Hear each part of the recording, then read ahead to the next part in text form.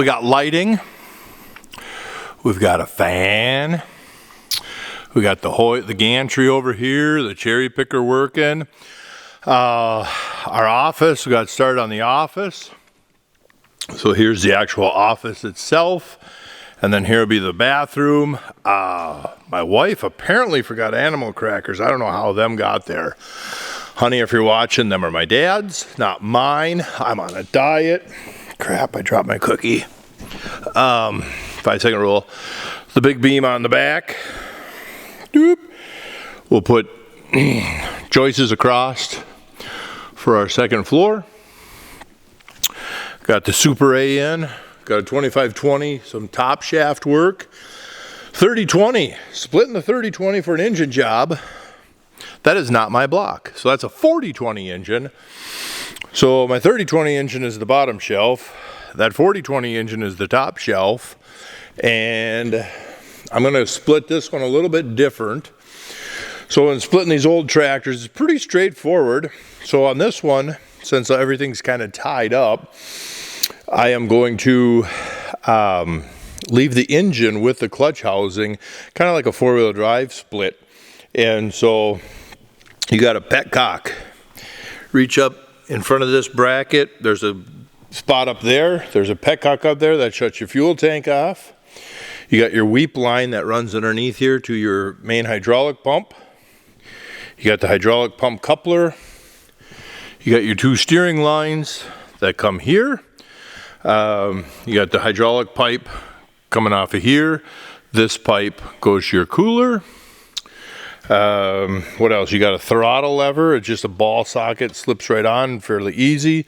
One wire for the alternator. One wire for your fuel gauge. That takes care of this side, I think. This side, you just got your air and your upper and lower water lines. I took these bolts off that hold this pump bracket on because I think the pump can ride with the front axle for right now. And then you got this line. So by leaving the engine with the rear end, you're saving that step for later on that split there, because normally we take the engine with the front frame and then get the engine on the hoist and then slide the engine out of the front frame.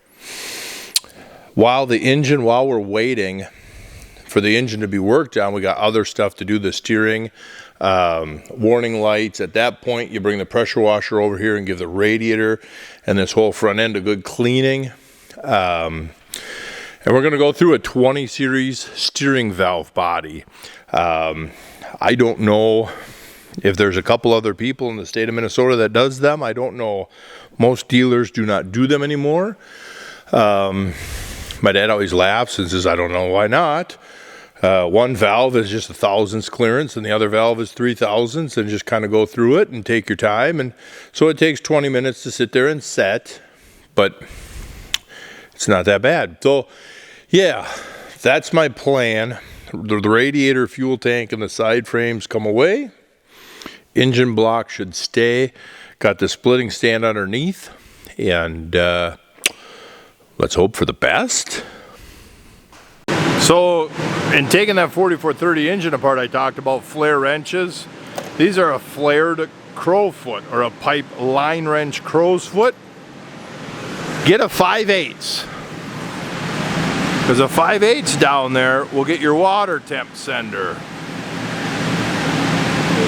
Just put it on there and you can turn them. Without it, that is a miserable, very miserable job. With it, it's a 2-minute job.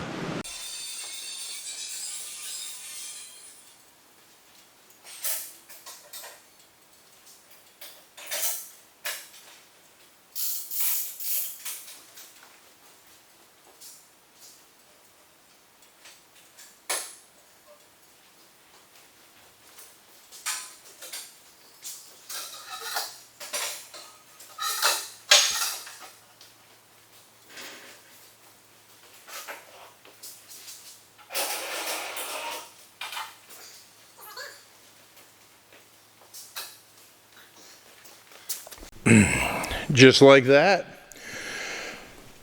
That turned out good. The hydraulic pump, it doesn't bolt up front. It's just still up there by some fittings.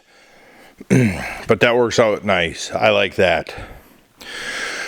So, I might roll him just another couple inches and then get some stands for back here where the hoist is hooked.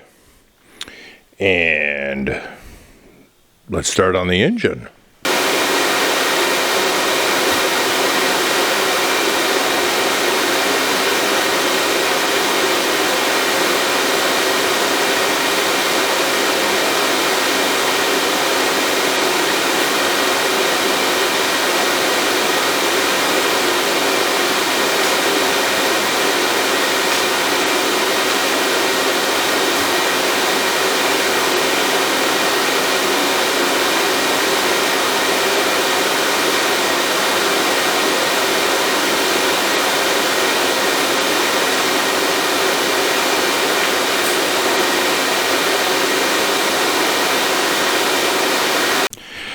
If you have any old John Deere tractor that has the belt-driven water pump, every once in a while, grab the fan blade